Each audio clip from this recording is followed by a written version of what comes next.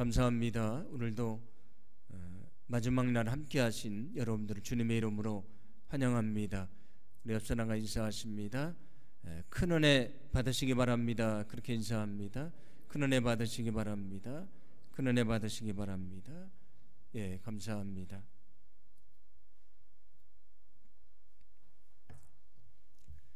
지난 5일간 수고해 주신 분들이 많이 계십니다. 우리 찬양단들 일찍 나오셔서 또 준비하시고 찬양을 잘 인도해 주셔서 감사합니다. 또 안내위원으로 수고해 주신 분들도 감사를 드리고 매 시간마다 또 기도 담당을 해주신 장로님들에게도 감사를 드립니다. 그리고 성전에서 실시간으로 함께 해주시는 우리 모든 성도님들에게도 감사를 드립니다. 지난 시간 동안 모두 다 수고하셨는데 우리 모두 다 수고하셨다고 서로 격려하고 감사하는 박수를 보내주시면 감사하겠습니다. 네, 감사합니다. 오늘 마지막 날인데 좀 섭섭해서 떡을 준비를 좀 했습니다. 그래서 가실 때 안내위원들이 여기 4층에서 나눠 줄 텐데 받아가시면 되고, 또 길게 기도하셔서 늦게 나가시는 분들은 안내위원이 없어도 거기 아마 떡이 있을 겁니다. 그거를 가지고 개인적으로 가져가시면 되겠습니다. 오늘 마지막 시간인데 오늘도 주님이 은혜를 주셔서 우리가 말씀으로 깨닫고 또 다시금 우리 기도의 열기를 끌어올리고 우리가 주님 안에 새로워지는 축복의 시간이 될 줄로 믿습니다. 우리가 지난 특별 새벽 기도회를 통해서 기도에 대한 말씀을 함께 나누었습니다. 우리가 왜 기도해야 되는가 그런 말씀을 나눴고요. 그러면 어떻게 기도해야 되는가 또 그것에 대한 말씀도 나눴습니다. 우리가 간절히 기도하는데 그 기도가 응답받지 못하는 장애물은 무엇인가도 생각을 해봤습니다. 오늘은 그러면 우리가 언제 기도할 것인가, 언제 기도할 것인가를 생각하면서 은혜를 좀 나눠 보려고 합니다. 예수님은 열심히 기도하셨는데 예수님이 언제 기도하셨는가? 마가복음 1장 35절 말씀은 이렇게 말씀합니다. 함께 봉독합니다. 새벽 아직도 밝기 전에 예수께서 일어나 나가 한적한 곳으로 가사 거기서 기도하시더니. 아멘. 예수님이 아직도 밝기 전에 새벽에 한적한 곳에 가서 기도하셨다고 말씀을 합니다. 예수님이 언제 기도하셨습니까? 예수님이 새벽에 기도를 하셨습니다. 오늘은 예수님의 기도의 모습을 통해 언제 기도하는지를 배울 것인데, 예수님이 언제 기도하셨다고 말씀합니까? 새벽에 기도를 하셨습니다. 세계에 있는 교회 중에서 새벽 기도회가 공적인 예배인 교회는 한국교회입니다. 세계 교회 중에서 공적인 예배로 새벽 기도회를 시작한 교회는 한국교회인데, 그러면 우리나라 교회는 언제부터 새벽 기도를 시작을 했는가? 보통 이야기할 때 이렇게 얘기를 합니다. 평양 대부흥운동을 이끌었던 길선주 목사님이라는 분이 계신데, 원래 그분이 그 선도라고 하는 것을 수양을 하시던 분이었습니다. 근데 그분이 예수님을 믿게 됐는데 그와 함께 수양을 하던 많은 제자들도 함께 예수님을 믿게 됐습니다.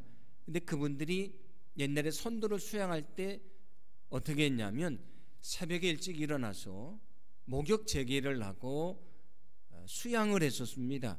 그런데 예수님을 믿은 다음에 그들이 그런 습관대로 목욕 재개를 하고 옛날에 수양하던 대로 모여서 기도회를 열게 됐는데 그게 새벽 기도의 시작이다, 그렇게 얘기를 합니다.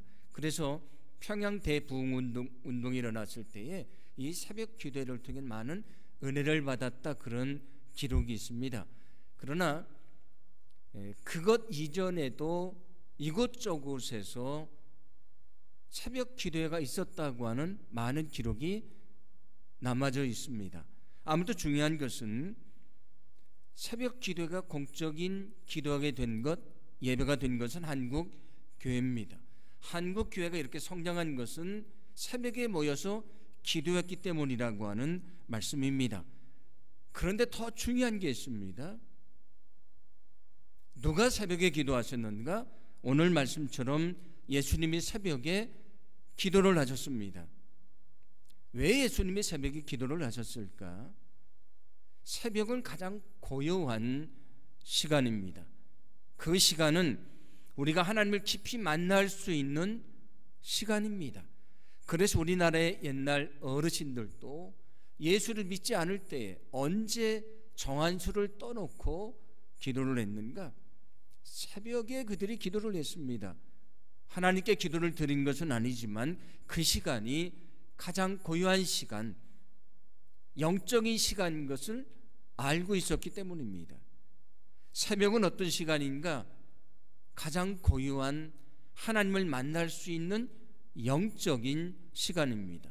왜 우리가 새벽에 기도를 해야 되는가? 새벽은 하나님을 깊이 만날 수 있는 영적인 시간이기 때문입니다. 그래서 예수님도 새벽에 기도하셨는데 여러분들도 이른 새벽에 하나님 앞에 엎드리시고 거기서 믿음으로 기도하시고 우리를 만나주시는 주님의 은혜를 체험하기를 간절히 소망합니다. 우리가 새벽에 기도해야 되는 또 다른 이유가 있습니다. 새벽은 어떤 시간인가? 하루를 시작하는 시간입니다. 우리가 하루를 살아갑니다. 우리는 한 치 앞도 알 수 없는 인생을 살아갑니다. 오늘 내 인생이 어떻게 될지 전혀 알 수가 없는 것입니다. 우리가 하루를 살아가는데 많은 사탄의 시험이 우리에게 찾아옵니다. 우리가 믿음 안에 서 있지 않으면 넘어질 수밖에 없는 것입니다. 새벽은 하루를 시작하는 시간인데 우리는 그 하루를 우리 힘으로 살 수가 없습니다. 하나님의 능력으로 우리는 하루를 살아가야 됩니다. 그러므로 우리는 새벽에 믿음으로 엎드려 기도하면서 하나님께 그 하루를 맡겨야 된다는 것을 기억하시기를 바랍니다. 새벽은 어떤 시간인가? 하나님께 하루를 맡기는 시간입니다. 우리가 하루를 시작하며 기도함으로 하루를 맡길 때에 하나님이 우리의 하루를 거룩하게 하시고요, 주님이 우리의 하루의 삶을 인도해 주셔서 우리가 주님의 뜻 가운데 살아갈 수 있도록 역사해 주실 줄로 믿습니다. 우리 교회가 매일 새벽 기도할 때마다 마지막 기도하기 전에 부르는 찬양이 있습니다. 아침 묵상이라고 하는 찬양인데 그 찬양의 가사는 이렇습니다. 이른 아침 내 영혼에 목마름의 문을 열고 나의 사랑 내 주님께 이 하루를 맡깁니다.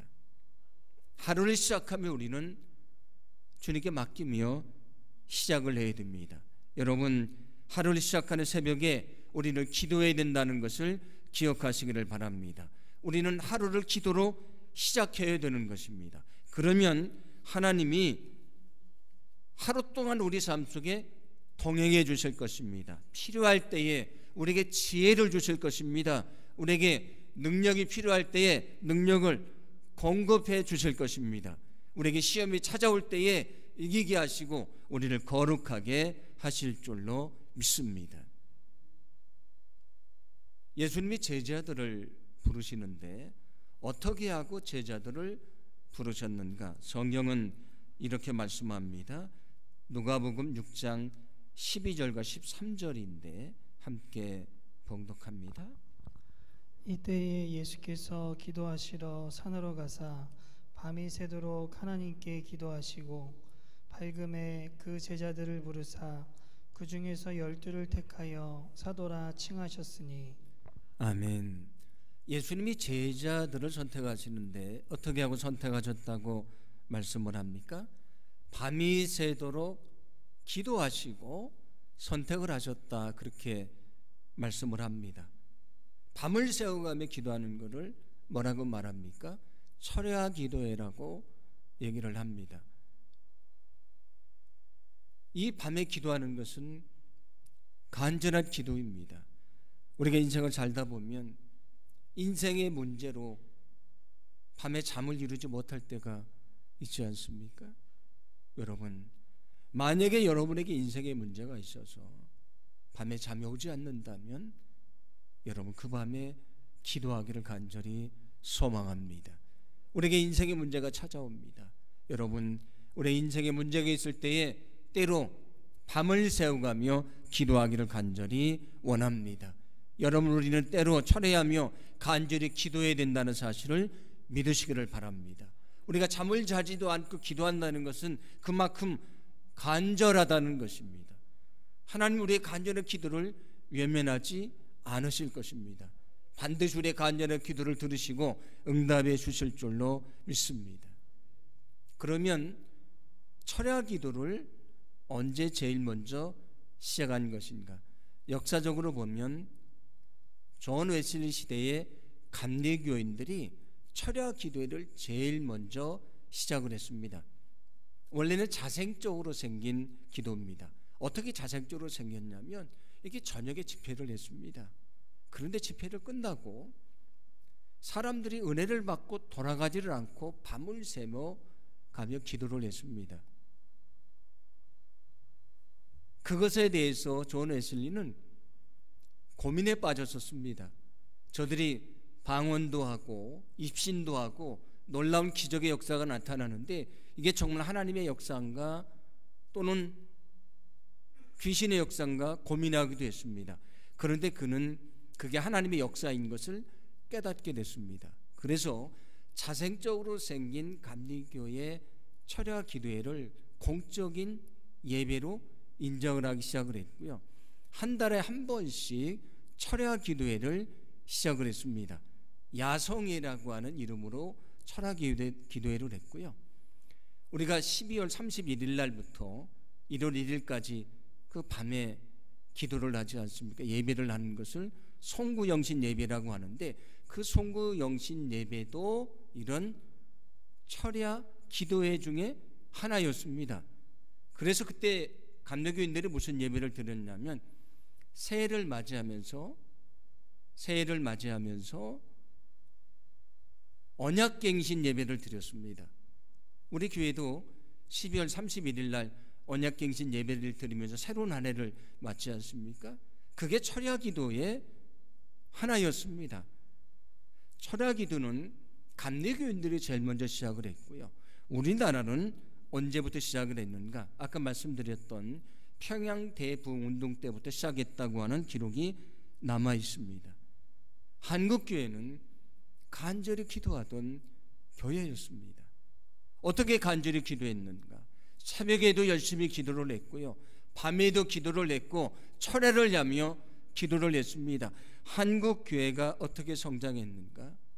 밤을 새워가며 기도하는 간절한 기도 때문에 성장을 했습니다. 우리 교회가 오랜 역사 동안 어떻게 성장했는가? 옛날 어르신들이 저녁만 먹으면 이 성전에 와서 엎드려 밤을 새워가며 기도를 했습니다. 그 기도와 땀과 눈물로 이 교회가 성장을 하고 하나님의 역사를 이루었던 것입니다. 하나님은 우리의 간절한 기도를 원하십니다. 여러분, 때로 철회하며 믿음으로 간절히 기도하기를 소망합니다. 우리가 다시 기도할 때에 우리에게 힘을 주실 것이고요. 우리가 다시 기도할 때에 우리 교회를 통해서 하나님의 큰 역사를 이루어 주실 줄로 믿습니다. 예수님은 또 언제 기도하셨는가? 중요한 일을 앞에 두고 기도를 하십니다. 우리가 잘 아는 대로 공생애를 시작하시기 전에 40일 동안 금식하며 기도하시고 공생애를 준비를 하십니다.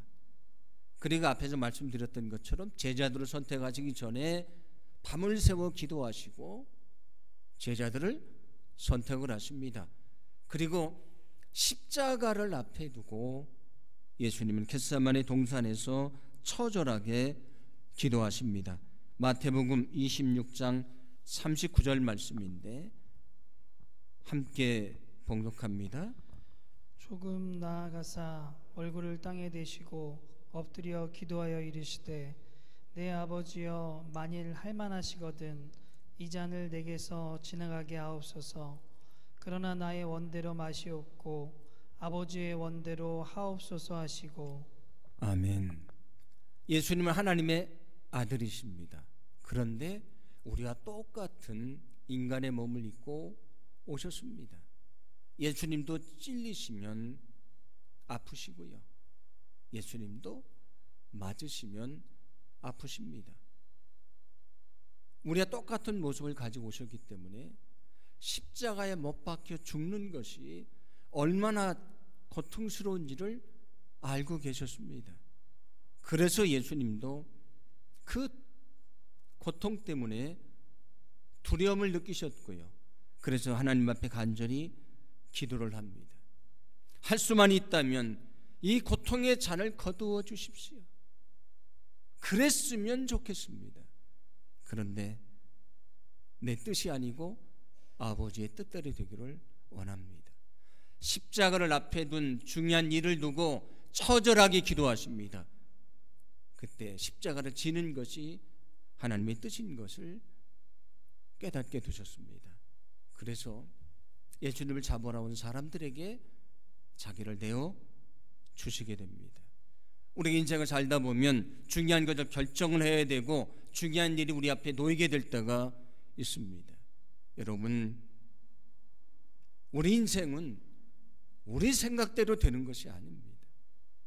우리가 계획한 대로 인생이 된다면 얼마나 좋겠습니까? 우리 인생은 그렇게 진행되지 않습니다. 그래서 우리가 기도를 해야 되는 것입니다. 여러분, 중요한 결정을 앞에 두고 또 중요한 일을 앞에 두고 여러분 기도하기를 간절히 소망합니다. 중요한 일과 결정을 앞에 두고 기도하기를 간절히 원합니다. 그때 주님이 우리에게 하나님의 뜻을 가르쳐 주실 것입니다. 그 길을 가는데 때로 지칠 수도 있지만 하나님이 우리에게 능력을 주실 것입니다. 거기서 역사하시는 하나님의 능력을 보게 될 줄로 믿습니다. 간절히 기도하는 자에게 주님의 뜻을 깨닫게 하시고 그 길을 인도하신다는 사실을 믿으시기를 바랍니다. 마태복음 14장을 보시면 예수님이 보리떡 5개와 물고기 2마리를 놓고 축사하시는, 기도하시는 말씀이 나옵니다. 그런 다음에 그것을 나눠주라고 말씀을 하셨는데 거기 5,000명이 먹고도 12광주리가 남았다고 말씀을 합니다. 예수님이 기도하셨고 그 기도 응답대로 그 적은 것이 5,000명이 먹고도 남는 기적을 이루었습니다. 기도 응답의 역사가 있었습니다.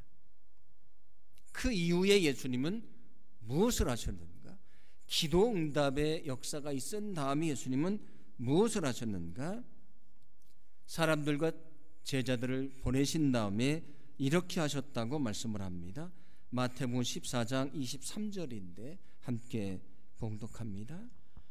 무리를 보내신 후에 기도하러 따로 산에 올라가시느니라. 저물매 거기 혼자 계시더니. 아멘. 간절히 기도하시고 그 기도응답의 역사로 기적이 나타났습니다. 그 다음에 예수님이 뭘 하셨다고요? 기도를 하셨습니다. 예수님이 기도를 하셨습니다. 하나님 앞에 어떤 기도를 드렸겠습니까? 감사의 기도를 드렸다고 하는 말씀입니다. 많은 사람들이 기도 제목을 가지고 하나님 앞에 기도합니다. 간절히 기도합니다. 그리고 하나님의 역사로 기도응답에 은혜를 체험했습니다. 그런데 그러고 나면 기도를 접는 사람들이 많이 있습니다. 하나님 앞에 기도하고 응답의 역사가 왔는데 이제 모든 것이 끝났다고 기도를 멈추는 사람들이 많이 있습니다. 그러나 우리는 예수님처럼 기도응답이 왔을 때에 하나님 앞에 더 감사하며 더 믿음으로 기도해야 된다는 사실을 믿으시기를 바랍니다. 여러분, 기도응답 후에 오늘 예수님처럼 우리가 믿음으로 기도하기를 간절히 원합니다. 여러분, 기도응답 후에 간절히 기도하기를 소망합니다. 언제 새벽기도에 사람들이 많이 나오는지 아십니까? 수학 능력 시험을 앞두고요. 그리고 입시가 진행될 때 새벽 기도가 많이 나옵니다. 새벽 기도에 사람들이 많이 나옵니다. 그런데 수능이 끝나고 입시가 마치면 그 사람들이 싹 빠져나가고 맙니다. 아니, 우리 교회가 아니고 저기 어떤 교회가 그렇습니다. 수능 시험을 앞두고 많이 나와 기도합니다. 입시가 진행될 때 많이 기도합니다. 그런데 자녀가 대학에 들어갔습니다. 그 다음에는 기도하지 않는 사람들이 많이 있습니다. 그러나 우리는 기도 응답이 왔을 때 하나님 앞에 더 감사하며 믿음으로 기도해야 된다는 사실을 믿으시기 바랍니다. 하나님이 응답해 주셨는데 거기에 감사 기도를 드리지 않고 기도를 멈춰버렸습니다. 그가 다시 기도한다고 하나님이 과연 기뻐하시겠는가? 오늘 예수님처럼 우리가 간절히 기도하고 응답받았을 때에 감사하며 더 믿음으로 기도하기를 소망합니다. 그때 주님이 그 마음을 기뻐하시고요, 그 다음에 내가 기도하는 기도를 응답해 주시고 더 큰 주님의 역사로 우리에게 은혜를 베풀어 주실 줄로 믿습니다. 누가복음 5장 15절과 16절 말씀 보시면 이렇게 말씀하는데 함께 봉독합니다. 예수의 소문이 더욱 퍼짐에 수많은 무리가 말씀도 듣고 자기 병도 고침을 받고자 하여 모여오되 예수는 물러가사 한적한 곳에서 기도하시느니라. 아멘. 예수님이 말씀을 전하고 기적을 행하니까 사람들이 말씀도 듣고 자기 병을 고침받기 위해서 많은 사람들이 찾아왔습니다. 그래서 사역을 하시느라 얼마나 바쁘셨겠습니까? 얼마나 바쁘셨는지 성경은 이렇게 말씀합니다. 마가복음 3장 20절 말씀인데 함께 봉독합니다. 집에 들어가시니 무리가 다시 모임으로 식사할 겨를도 없는지라. 아멘. 식사를 하실 시간도 없이 바쁘셨다고 말씀을 합니다.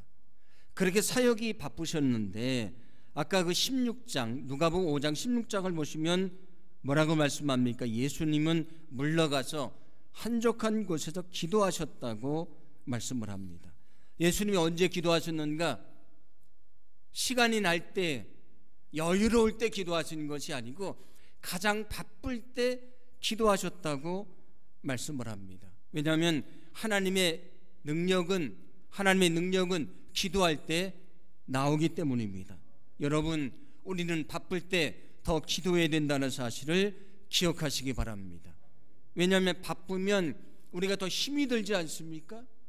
기도해야 능력을 공급받고 하나님이 일을 할 수 있지 않겠습니까? 그래서 바쁠 때 우리는 더 기도해야 되는 것입니다. 바쁘면 실수도 더 많이 하지 않습니까? 그래서 우리에게 더 기도가 필요한 것입니다. 그때 주님이 우리가 사명을 감당할 수 있도록 능력도 주시고 우리에게 필요한 것을 넉넉하게 공급해 주실 줄로 믿습니다. 종교개혁자인 마틴 루터는 이렇게 말한 적이 있습니다. 제가 소개를 합니다. 오늘은 바쁘니까 기도 시간을 1시간 더 늘려야겠다, 그렇게 말했습니다. 오늘 바쁘니까 기도할 시간이 없다고 하는 것이 아니고요, 내가 바쁘니까 1시간을 더 기도하겠다, 그렇게 얘기를 했다고 하는 것입니다. 기도는 영적인 맥박이라고 말씀을 드렸습니다. 또 뭐라고 말씀드렸습니까? 영적인 호흡이라고 말씀을 드렸습니다. 우리가 100m 달리기를 열심히 했습니다. 일을 하느냐고 힘이 듭니다. 그러면 어떻게 되죠? 호흡은 빨라지고요, 맥박도 더 빨리 뛰게 되어 있습니다. 왜 그렇습니까? 그렇게 호흡도 빨리 하고 맥박도 빨리 떠야 호흡을 해서 산소가 들어오면 이 심장을 통해서 온몸에 산소를 공급해야 다시 힘을 얻게 되기 때문입니다. 영적인 호흡의 맥박이 기도도 역시 마찬가지입니다. 우리의 몸이 힘들 때 그때 맥박이 더 열심히 뛰고 호흡을 더 빠르게 하는 것처럼 기도도 역시 마찬가지라는 말씀입니다. 우리가 바쁘면 바쁠수록, 힘이 들면 힘이 들수록 우리가 더 많이 기도하기를 원합니다. 그때 하나님이 우리에게 능력을 주시는 것이고요, 아무리 바쁘고 힘들어도 기도로 그 어려움을 이겨내고 우리는 하나님의 뜻을 이루는 삶을 살게 될 줄로 믿습니다. 연약하면 연약할수록, 힘들면 힘들수록 더 많이 기도하기를 간절히 원합니다. 주님이 그 기도를 기뻐하시고 기도 응답의 역사를 이루어 주실 줄로 믿습니다. 앞에서 말씀드렸던 것처럼 예수님이 공생애를 시작하시기 전에 광야에서 40일간 금식하며 기도를 하십니다. 그리고 어떤 일이 있었습니까?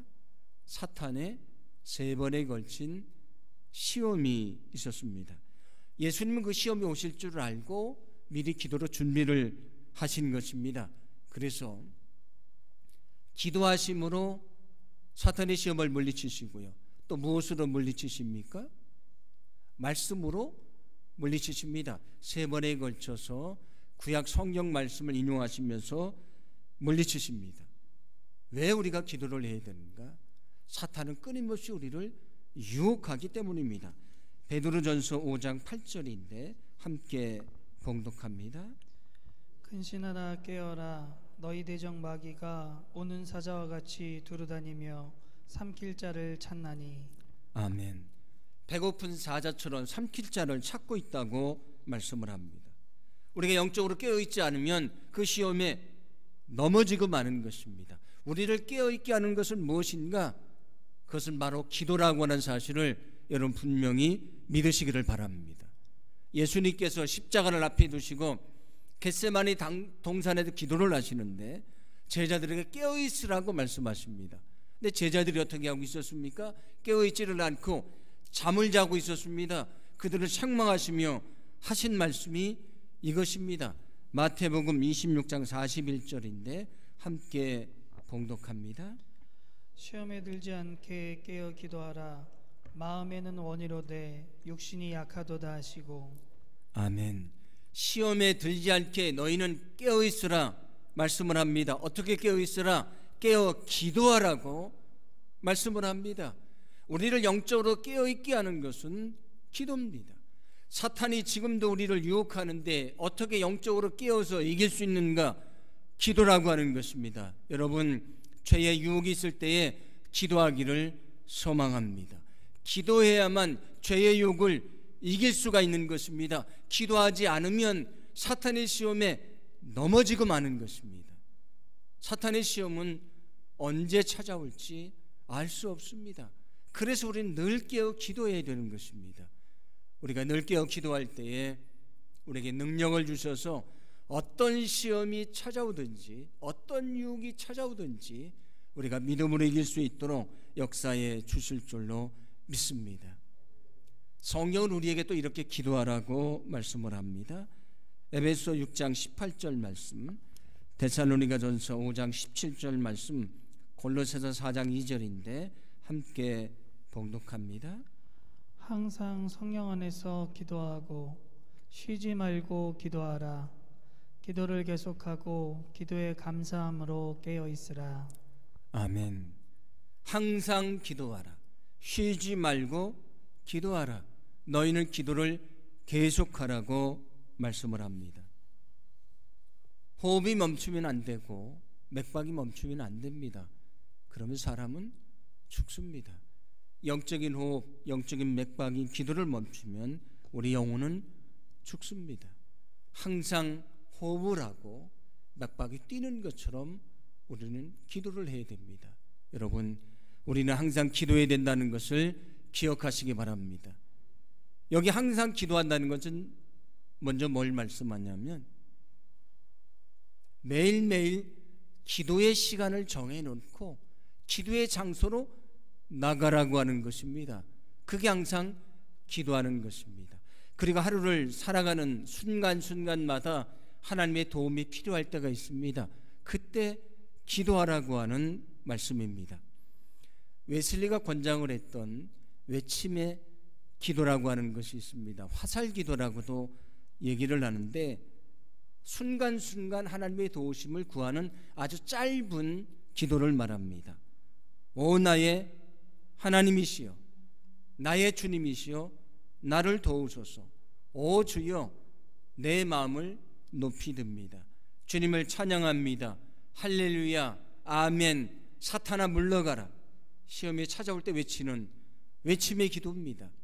이거를 하루를 살아가며 필요한 순간마다 기도하라고 얘기를 합니다. 만약에 여러분이 운전을 시작한다면 운전대를 잡고 하나님 앞에 기도하기를 원합니다. 내가 안전하게 운전을 하게 주십시오. 사업상 어떤 사람을 만난다면 오늘 내가 그를 만나서 말을 잘하고 지혜를 달라고 도움을 구하는 기도를 하시기 바랍니다. 잠을 자기 전에 오늘 밤 내가 평안히 잠을 잘 수 있도록 인도해 달라고 기도하시기를 바랍니다. 우리는 매 순간 하나님의 도우심이 필요합니다. 제가 3주에 한 번씩 병원에 가는데 병원에 가서 제일 긴장되는 시간이 언제냐면 검사를 하고 의사를 만나고 결과를 통보받는 시간입니다. 저도 사람이니까 그 시간이 제일 저에게도 어려운 시간입니다. 의자에 앉아서 기다릴 때에 제가 마음으로 기도합니다. 하나님, 제 마음이 조금 불안한데 내게 평안을 주십시오. 그러면 평안이 찾아옵니다. 여러분에게 매 순간 하나님의 도움이 필요합니다. 그때 오늘 말씀했던 외침의 기도, 화살기도 매 순간 여러분이 하나님 앞에 기도하기를 소망합니다. 그게 항상 기도하는 것입니다. 그때 주님께서 우리의 기도를 들으시고요, 우리 삶을 축복하시고 어떤 인생의 어려움도 이겨낼 수 있도록 우리를 인도해 주실 줄로 믿습니다. 예수님이 감람산의 겟세마네 동산에서 잡히시기 전에 기도를 하십니다. 그때 그 기도하시는 모습을 이렇게 말씀하는데 누가복음 22장 39절입니다. 함께 봉독합니다. 예수께서 나가사 습관을 따라 감람산에 가심에 제자들도 따라갔더니 아멘. 예수님은 습관을 따라서 기도하러 가셨다고 말씀을 합니다. 늘 그 시간이 되면 거기서 기도하셨다는 얘기입니다. 예수님이 거기 기도하러 가셨는데 가룟 유다가 예수님을 잡을 사람들을 데리고 그 시간에 그 장소에 찾아옵니다. 어떻게 가룟 유다가 그 시간에 예수님이 거기 계신 줄을 알 수 있었겠습니까? 가룟 유다는 알았습니다. 예수님은 그 시간에 거기서 기도하신다는 것을 알고 있었습니다. 왜냐하면 예수님은 그 시간에 거기서 기도하는 것이 습관이었기 때문입니다. 그래서 예수님을 잡을 사람들을 데리고 단숨에 거기를 찾아왔던 것입니다. 예수님처럼 우리 삶에 기도가 습관이 되기를 간절히 소망합니다. 매일매일 우리가 시간을 정해놓고 그 시간에 기도의 장소로 나아가서 하나님 앞에 엎드리기를 간절히 소망합니다. 제가 부임을 하면서 하루에 3번 기도하자고 여러 번 말씀을 드렸습니다. 하루를 맡기며 시작하는 아침 기도를 드리고 하루를 살면서 주님을 잊지 않도록 낮 기도를 드리라고 말씀드렸고요. 하루를 되돌아보고 회개하고 우리 영혼을 정결하게 하는 저녁 기도를 드리자고 말씀을 드렸습니다. 저녁 기도회를 시작한 이유도 이 저녁에 기도하는 것을 훈련하기 위해서입니다. 제가 여러 번 말씀드렸습니다. 하루를 살면서 옷이 더러워졌으니 옷을 벗고요, 몸이 더러워졌으니 우리가 목욕을 하고 잠자리에 듭니다. 그런데 하루를 살면서 세상의 죄악 가운데 우리의 영혼이 더럽혀졌는데 어떻게 우리 영혼을 씻지 않고 아무렇지도 않게 우리가 잠을 잘 수가 있겠습니까? 그래서 저녁 기도가 필요한 것입니다. 하루를 되돌아보며 회개하고 하나님 앞에 감사하는 우리 영혼을 정결하게 하는 저녁 기도가 필요한 것입니다. 여러분, 하루 시간 속에서 기도의 시간을 정하시고 기도의 장소에 엎드려서 믿음으로 기도하기를 소망합니다. 매 순간 기도하라고 말씀드렸습니다. 매 순간마다 여러분 기도하시고 매 순간마다 우리를 도우시는 은혜를 체험하게 되기를 간절히 소망합니다. 그래서 우리의 삶이 기도하는 삶이 되고 우리가 기도의 사람이 돼서 기도의 능력을 체험하고요, 그 기도를 간증하는 거룩한 역사가 있기를 간절히 소망합니다.